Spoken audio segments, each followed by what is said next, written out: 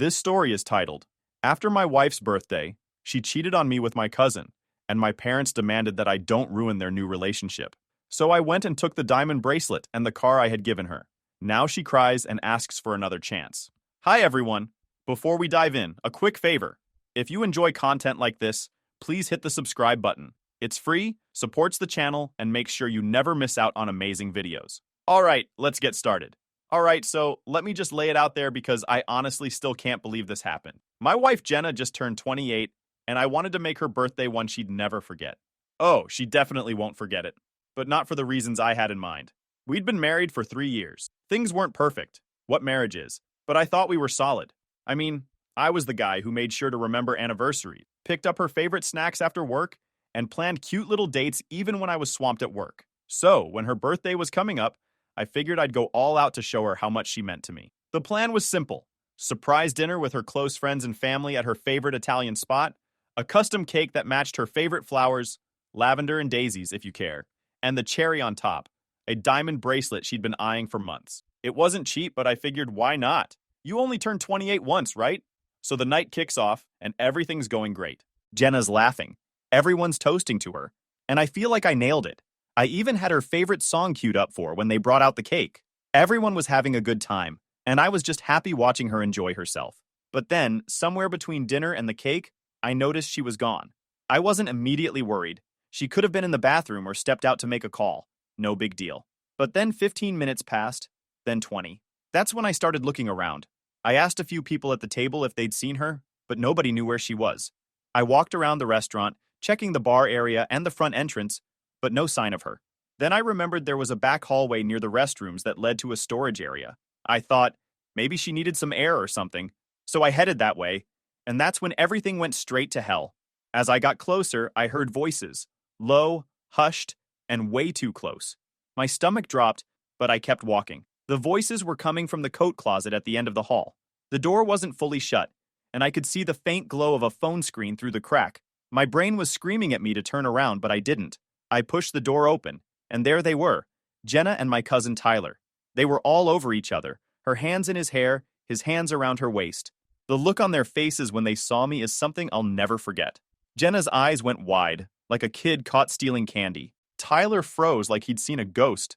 For a second, nobody said anything, and then I lost it. I grabbed Tyler by the collar and shoved him against the wall so hard the coats on the rack shook. "What the hell is wrong with you?" I yelled. Jenna tried to step between us, saying, "It's not what it looks like." But I just laughed bitterly. "Not what it looks like! You're making out with my cousin at your birthday party. What else could it be?" Tyler started mumbling something like, "It just happened," but I cut him off with, "You don't get to talk to me." I let him go and turned to Jenna. "Don't bother coming home tonight," I said, my voice shaking with anger. She opened her mouth to speak, but I wasn't interested. "We're done," I said, and walked out. The rest of the night was a blur. I didn't go back to the table, didn't explain anything to anyone. I just grabbed my car keys and drove. I ended up at a 24-hour diner, sitting in a booth by myself, trying to process what the hell just happened. How could she do this? And with Tyler, of all people. Tyler and I were never close. He's the guy in the family who's always bragging about how smooth he is, even though he's pushing 30 and still living off odd jobs and couch surfing. I should have known he'd pull something like this. But Jenna? I never saw that coming. When I finally went home, Jenna wasn't there. Good. I didn't want to see her. I spent the night replaying everything in my head, every moment that led up to finding them in that closet. Were there signs I missed? Did she ever seem distant? Was I just blind to it? The next morning, I woke up to a bunch of missed calls and texts from her. They all started with, "Can we talk?" and "It's not what you think," before turning into, "I'm sorry," and "Please don't do this." I ignored them all. What was there to say? She made her choice when she decided to hook up with Tyler in the middle of her birthday party. By noon, I got a call from my mom. She wanted to know what happened because Jenna had apparently told her we got into a fight. I told her the truth. "She was kissing Tyler at the restaurant," I said bluntly. There was silence on the other end before she sighed and said, "We'll talk later." Talk later? That's it? No outrage, no anger, no "I can't believe she'd do that to you"? Just, "We'll talk later." It felt like the world was upside down. By the end of the day, word had spread. Family started calling me, some asking if it was true, others telling me to calm down and not do anything rash. Rash? Jenna destroyed our marriage, and I'm the one being told to calm down. That night, Jenna showed up at the house. I didn't let her in. She stood on the porch crying, saying she'd made a mistake and that we could work through it. I just stared at her through the window and said, "Go stay with Tyler. You two deserve each other." And that was that. At least for the time being. I thought I could at least rely on my family for support. You'd think they'd have my back, right? After all, my wife and my cousin betrayed me. Pretty straightforward, right? Wrong. Apparently, my family had other ideas about loyalty. 2 days after the disaster at the restaurant, my mom called and asked me to come over. "We need to talk," she said, with that tone she uses when she's trying to be serious. I figured it'd be a chance for them to check on me, offer some support, maybe even rip Tyler a new one for what he did. I wasn't expecting a full-blown intervention. I showed up at their house and immediately noticed the weird vibe. My dad was sitting at the dining table, his arms crossed, and my mom was pacing like she was rehearsing a speech in her head. The second I walked in, I knew this wasn't going to go the way I hoped. "Sit down," my dad said, motioning to the chair across from him. No, "Hey, how are you holding up?" Or, "Sorry about what happened. Just straight to business." I sat down anyway, figuring I'd hear them out. "We need to talk about Jenna and Tyler," my mom started. My stomach churned. I thought they were about to tell me Tyler had apologized, or maybe Jenna was leaving town. Nope. What came out of her mouth next made me want to flip the table. "Look, what happened wasn't ideal," she said, like they had accidentally spilled a drink at dinner. "But these things happen." "These things happen?" I repeated, my voice louder than I intended. "What does that even mean? She cheated on me with Tyler, in case you forgot." My dad held up his hand like he was a referee calling a timeout. "Son, we're not saying it's okay, but we need to be realistic. If Jenna and Tyler have feelings for each other, you can't force them to stay apart." I couldn't believe what I was hearing. I actually laughed, not because it was funny, but because it was so absurd. "Are you seriously trying to justify this? They were making out in a closet at her birthday party. She's my wife. Tyler's my cousin. What part of this is okay?" "Listen," my mom said, sitting down next to me, like she thought a softer tone would make this better. "Nobody's saying it's okay, but if they have something real..." "Something real?" I interrupted. "They've been sneaking around behind my back. That's not real. That's disgusting." At this point, my blood was boiling. I looked at my dad, hoping for some backup, but he just sighed and said, "You need to move on. Holding on to anger won't help anyone. Move on." That's what they wanted me to do. Just pretend like none of this happened. Let Jenna and Tyler skip off into the sunset and move on. It was like they were more concerned about keeping the family together than acknowledging the fact that I was the one who got screwed over. "You're unbelievable," I said, standing up. "You're seriously taking their side?" "We're not taking sides," my mom said quickly. "We just think it's better for everyone if we handle this calmly." "Calmly?" I laughed bitterly. "You want me to handle this calmly? Fine. Here's me being calm. I'm done with both of them. And if you want to keep making excuses for them, then I'm done with you too." My mom looked hurt, but I didn't care. I wasn't about to sit there and let them act like Jenna and Tyler's betrayal was just some minor inconvenience we could all work through. I stormed out, slamming the door behind me. On the drive home, I kept thinking about the conversation in my head. I couldn't wrap my mind around how they could be so nonchalant about everything. My wife cheated on me with my cousin, and my parents wanted to sweep it under the rug for the sake of family unity. It was insane. By the time I got home, my phone was blowing up with messages. Some were from Jenna, who was still trying to apologize and explain. The rest were from my parents, telling me I was being unreasonable and that I needed to come back so we could talk things through. Talk things through? What was there to talk about? Jenna and Tyler made their choices, and now they had to deal with the fallout. If my parents wanted to play peacemakers, that was on them. But I wasn't going to be part of their twisted idea of family. Later that night, my sister Emma called. Emma's the only one in the family who's ever really had my back. She's a few years younger than me, and she's always been the first to call people out on their BS. "I heard what happened," she said, skipping the small talk. "Mom and Dad are acting like idiots." "You don't have to tell me twice," I said. "I can't believe they're defending Jenna and Tyler." "They're not defending them," she said. "Not exactly. They just don't want the family to fall apart." "Well, newsflash, it already has," I snapped. "And it's not my fault." "I know," she said quickly. "I just wanted you to know that I'm on your side. What they did to you was disgusting, and you have every right to be pissed." Hearing that meant more to me than I expected. At least someone in my family understood what I was going through. "I appreciate that," I said. "But I don't know how I'm supposed to deal with Mom and Dad. They're acting like I'm the problem." "You're not," she said firmly. "They're just scared of confrontation. You know how they are. They avoid dealing with the real issues." We talked for a while longer, mostly about how messed up the whole situation was. By the time we hung up, I felt a little better, knowing Emma had my back. But the frustration with my parents was still there, simmering under the surface. The next day, my dad texted me, asking if I was ready to talk like adults. I didn't respond. I was done talking. They'd made their stance clear, and so had I.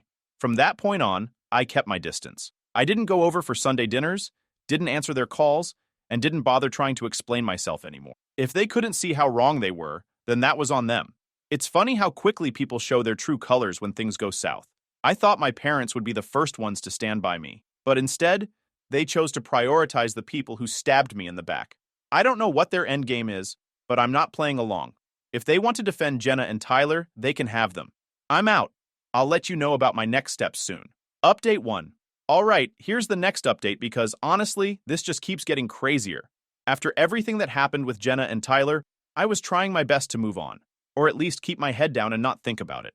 I had cut off most contact with my parents. I thought I'd already dealt with the worst of it.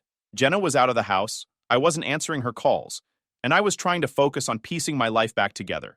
But of course, Jenna found a way to stir the pot again. About a week after the fallout, she texted me from a random number, because yes, I blocked her on everything else. I wasn't even going to open it, but curiosity won. The message started off with her usual nonsense. Please, can we just talk?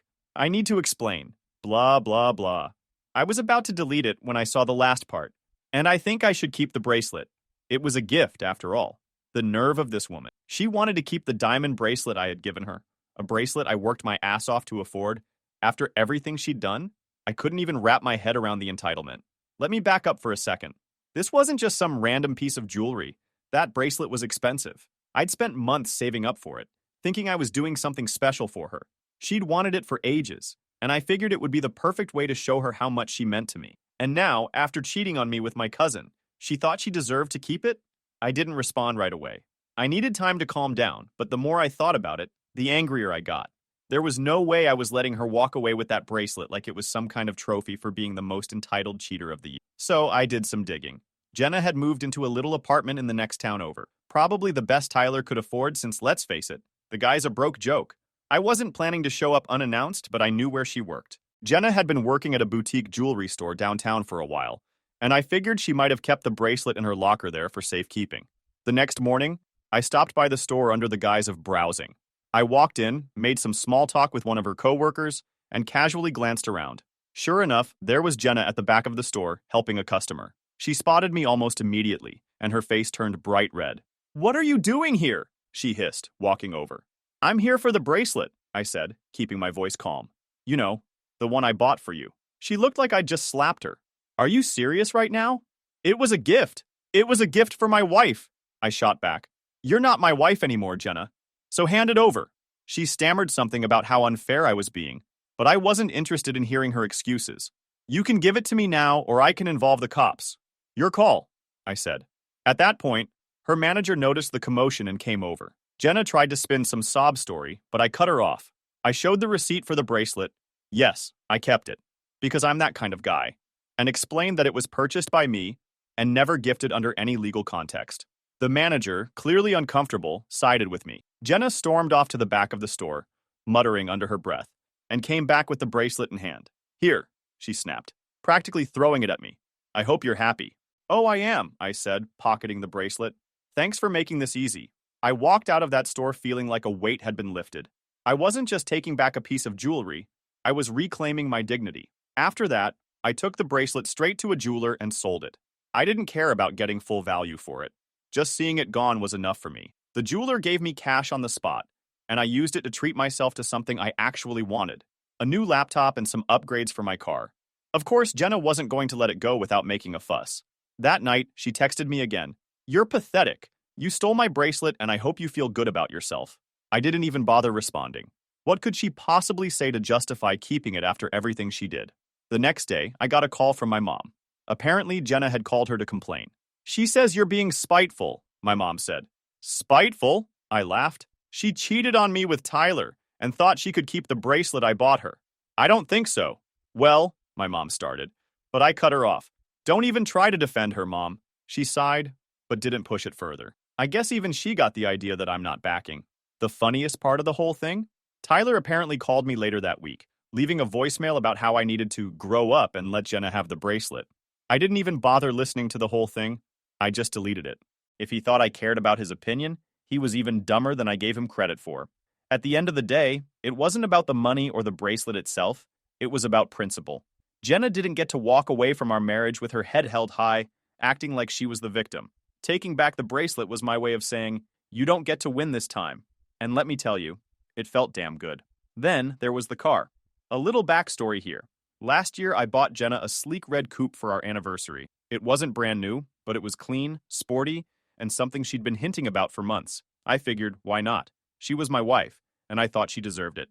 Fast forward to now, and the thought of her and Tyler cruising around in my car made my blood boil. Legally, the car was still under my name.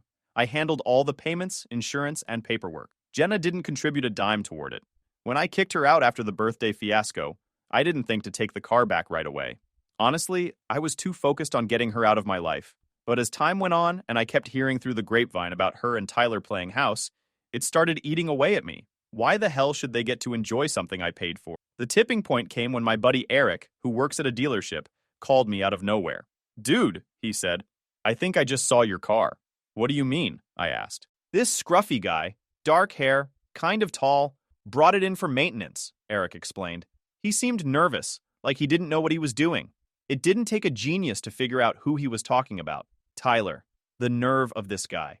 Not only was he using my car, but he thought he could just waltz into a dealership and act like it was his? "Do me a favor," I told Eric. "Hold on to it. Don't let them take it back out. I'll be there first thing tomorrow." The next morning, I showed up at the dealership with all the paperwork proving the car was mine. The title, the insurance, everything. Eric had already explained the situation to his boss, so when I got there, it was pretty smooth. They handed me the keys and said, "It's all yours." Let me tell you, sliding into the driver's seat of that car felt amazing. It wasn't just about the car itself, it was about taking back something that was mine. I drove it out of that lot with the biggest grin on my face. Of course, it didn't take long for Jenna and Tyler to realize what had happened. Jenna called me first, which I ignored. Then came the texts. "Why did you take the car? We need it. You're being so petty. Just let us have it." Petty. The audacity of this woman. I didn't respond to her, but I wasn't about to let them guilt trip me into giving it back. Then Tyler called. I didn't recognize the number at first, so I picked up. "Yo, what's your problem, man?" he started, his voice all cocky like he thought he could intimidate me. "My problem?" I said, laughing. "You're driving a car I paid for. That's my problem." "You can't just take it," he shouted. "That's illegal." "Actually, it's not," I replied. "The car's in my name. Legally, it's mine. You might want to brush up on how ownership works." He started cussing me out, calling me childish and bitter. I just hung up. I wasn't about to waste my time arguing with someone who couldn't even hold down a job. The fallout from this was hilarious. Emma called me later that night, laughing so hard she could barely get the words out. "Tyler's losing his mind," she said. "He's telling everyone you stole the car and left them stranded." I couldn't help but laugh. Stranded? He's got 2 legs. He can figure it out. Apparently, Tyler and Jenna had been relying on the car for everything. Groceries, errands, even job hunting. Not that Tyler ever actually followed through with that. Without it, they were basically stuck. Emma said my parents were trying to mediate again, telling me I should have given them a heads up before taking the car. "Why would I do that?" I asked. "So they could try to hide it or trash it before I got there." She agreed with me, of course, but it didn't stop my mom from leaving me a voicemail later that night. "Honey, I understand you're upset, but taking the car wasn't the right way to handle this. They're struggling, and you're making things harder for them." I didn't even bother calling her back. Struggling? Maybe they should have thought about that before stabbing me in the back. The funniest part? A couple of days later, I found out Tyler tried to borrow money from my parents to get a new car. My dad told him to figure it out, which honestly surprised me. Maybe they were finally starting to see through his nonsense. As for me, I've been driving the car again, and it feels like justice every time I get behind the wheel. Every time I park it in front of my house, I smile a little, knowing that Jenna and Tyler are out there scrambling for rides. This whole situation has been a mess, but if there's one thing I've learned, it's this. You don't owe anyone anything, especially not people who've betrayed you. Taking back the car wasn't just about the car. It was about reminding myself that I'm not some doormat they can walk all over. So, to anyone out there dealing with entitled exes or shady family members, take your power back. Whether it's a car, a bracelet, or just your peace of mind, don't let them win. And to Tyler and Jenna, if by some miracle you're reading this, good luck catching the bus. I'll keep you guys updated. Thanks for sticking around. Update 2. All right, so if you thought the drama with Jenna and Tyler was done after the whole car situation, buckle up. Turns out karma wasn't quite finished with those two yet. This time, the universe decided to take the wheel and show Tyler exactly what happens when you think you can coast through life on lies and entitlement. It all started with a call from Emma, my younger sister. At this point, she's pretty much my go-to source for updates about what's going on with the family, since I'm not exactly on speaking terms with most of them anymore. "You're not going to believe this," she said, barely able to keep from laughing. "What now?" I asked, already bracing myself for some new nonsense involving Jenna and Tyler. "Tyler got arrested," she said, and I swear I almost dropped my phone. "Arrested? For what?" "Shoplifting," he replied, her voice dripping with amusement. "Apparently, he tried to steal a couple of cell phones from some electronics store and got caught red-handed. I'll admit, I laughed out loud when she told me. Of course Tyler would do something that stupid. This is the same guy who thought it was a good idea to hook up with my wife at her birthday party and then act like he was the victim when I took my car back. Honestly, it was only a matter of time before his recklessness caught up with him." Emma gave me the full rundown. Apparently, Tyler had been trying to flip the phones for quick cash, probably because he and Jenna were broke. He walked into the store, grabbed a couple of the display models, and tried to slip them into his bag like no one would notice. Unfortunately for him, the store had cameras everywhere, and the staff spotted him almost immediately. By the time he tried to walk out, there were two employees waiting for him at the door. They confronted him, called the cops, and Tyler ended up getting hauled off in handcuffs. I couldn't stop laughing as Emma told me the story. It was so perfectly Tyler, thinking he could just breeze through life without consequences, only to get slapped in the face by reality. "He's a real genius, huh?" I said, still chuckling. "It gets better," Emma said. "Guess who bailed him out?" "Let me guess," I said. "Mom and Dad?" "Yup," she confirmed. Mom was all, "We can't just leave him in there," and Dad went along with it. Unbelievable. My parents had bent over backward to defend Tyler, ever since this whole mess started, and now they were literally bailing him out of jail. "What about Jenna?" I asked. "Was she with him?" "She wasn't there when it happened," Emma said. "But I heard she's freaking out because now they're even more broke than before. Tyler had to promise to pay Mom and Dad back, but you know that's never going to happen." That part didn't surprise me at all. Tyler had never been good with money, or responsibility for that matter. He'd spent his entire life skating by, relying on his charm to get out of sticky situations. But charm only gets you so far when you're being booked for theft. Over the next few days, word of Tyler's arrest spread through the family like wildfire. Most people were trying to keep it hush-hush, but you know how gossip works. By the end of the week, everyone knew what happened. The reactions were pretty mixed. Some people, mostly my parents and Tyler's mom, tried to downplay it, saying it was just a mistake and that he was under a lot of stress. Meanwhile, others were outright roasting him for being so stupid. "Who tries to steal phones from a store with cameras everywhere?" one of my cousins said during a family group chat, which I'm thankfully not part of anymore, but got relayed to me by Emma. "Tyler, that's who," another cousin replied. The whole thing was a mess, and I was living for it. Not because I wanted to see Tyler fail, but because it was so satisfying to watch karma catch up to him. He'd spent so long thinking he could get away with anything, and now he was finally facing the consequences of his action. Jenna, on the other hand, was apparently not handling it well. According to Emma, she'd been trying to spin the whole thing as just a misunderstanding to anyone who would listen. "She's telling people Tyler was framed, or that the staff at the store overreacted," Emma said. "It's pathetic." "Framed?" I laughed. "What does she think this is? A crime drama?" It was clear that Jenna was desperate to keep up appearances, but the cracks in their little fairy tale life were getting harder and harder to ignore. Not long after the arrest, I got another call from Emma. "You're not going to believe this," she said, and by now, that phrase had become pretty standard in our conversations. "What now?" I asked, half expecting some new ridiculous twist. "Jenna's been calling around asking for money," she said. "Apparently Tyler's legal fees are adding up, and they're broke." I couldn't help but laugh. "And who's actually giving her money?" "Not many people," Emma said. "But she's trying. Even asked Mom and Dad again. But I think Dad finally put his foot down." Hearing that was surprising, but also a little satisfying. Maybe my parents were finally starting to realize that bailing out Tyler and Jenna wasn't their responsibility. As for me, I wasn't about to get involved. Let them figure it out. They made their bed, and now they had to lie in it. The funniest part of all this? Tyler's arrest completely destroyed whatever shred of credibility he had left in the family. Even some of the relatives who'd been defending him before were starting to see him for what he really was. A lazy, entitled screw-up who thought he was smarter than everyone else. And Jenna? She was stuck right in the middle of it. She'd hitched her wagon to Tyler, and now she was watching it crash and burn. The way I see it, this was the universe's way of evening the score.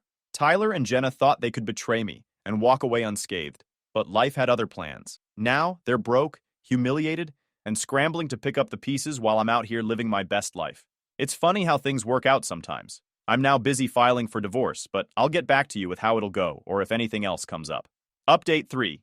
Hey again, this is it. The grand finale, hopefully. After months of Jenna and Tyler's nonsense, family drama, and more entitlement than I thought humanly possible, everything finally came to a head. And let me tell you, it was worth the wait. So, after Tyler's little stunt with the shoplifting and Jenna begging everyone for money, I thought I'd heard the last of them. They were broke, humiliated, and sinking fast, and I was content to let them drown in their own mess. But of course, Jenna had one more trick up her sleeve. It started with a call from my lawyer. "You're not going to like this," he said. Jenna's lawyer reached out. "She's trying to file for alimony." I swear, I almost choked on my coffee when he said that. Alimony? From me? After she cheated with my cousin, got kicked out of my house, and tried to keep the car and bracelet I bought her? The nerve of this woman was off the charts. Can she even do that? I asked, trying to wrap my head around it. "Well, technically she can file," my lawyer said.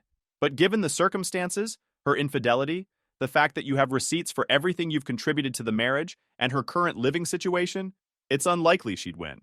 Still, we'll need to gather evidence and be prepared to fight it." Gather evidence? That part was easy. I had text messages, witnesses, and even some photos from people at the birthday party who'd seen Jenna and Tyler sneaking off together. If she wanted to play this game, I was ready. Over the next couple of weeks, my lawyer and I put together a rock-solid case. We had proof of her affair, proof that she'd contributed next to nothing financially during our marriage, and proof that she was living with Tyler, who, let's be honest, wasn't exactly a step up from me. When the day of the court hearing arrived, I walked in with my head held high. Jenna, on the other hand, looked like she'd barely slept. Tyler was there too, sitting in the back like some kind of supportive boyfriend. I couldn't help but smirk when I saw him.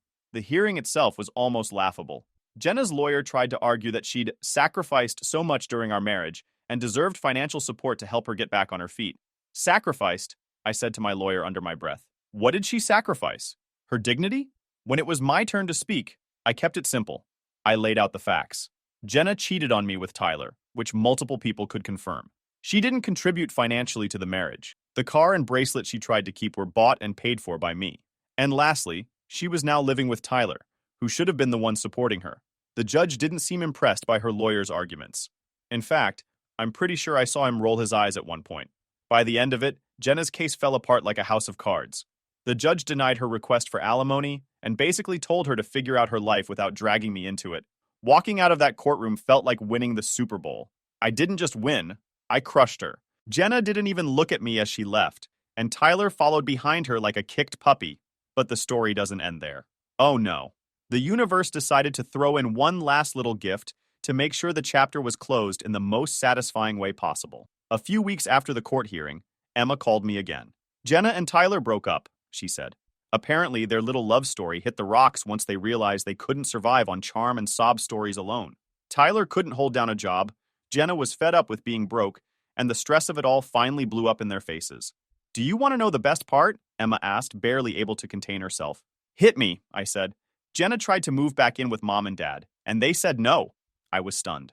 My parents, who had bent over backward for Jenna and Tyler, finally drew the line? It was almost too good to be true. "Why did they say no?" I asked. "Because even they're sick of her," Emma said. "I think Dad finally realized she was just using them." Hearing that was the cherry on top of everything. Jenna, who thought she could manipulate everyone and come out on top, was now completely alone. Tyler was gone. My parents were done enabling her, and I was free to live my life without her nonsense dragging me down. As for me, life's been pretty damn good. I sold the red coupe, again, and bought myself a new truck. Looking back on everything, I can honestly say I have no regrets. Jenna and Tyler thought they could betray me and walk away unscathed, but karma had other plans. And while they're out there dealing with the consequences of their actions, I'm here living my best life. So to anyone dealing with cheaters, liars, or entitled family members, don't let them win. Stand your ground, take back what's yours, and let karma handle the rest. And to Jenna and Tyler, again, thanks for the free lessons on what not to do in life. Hope you're enjoying your happily ever after. Oh wait, you're not. Victory never tasted so sweet.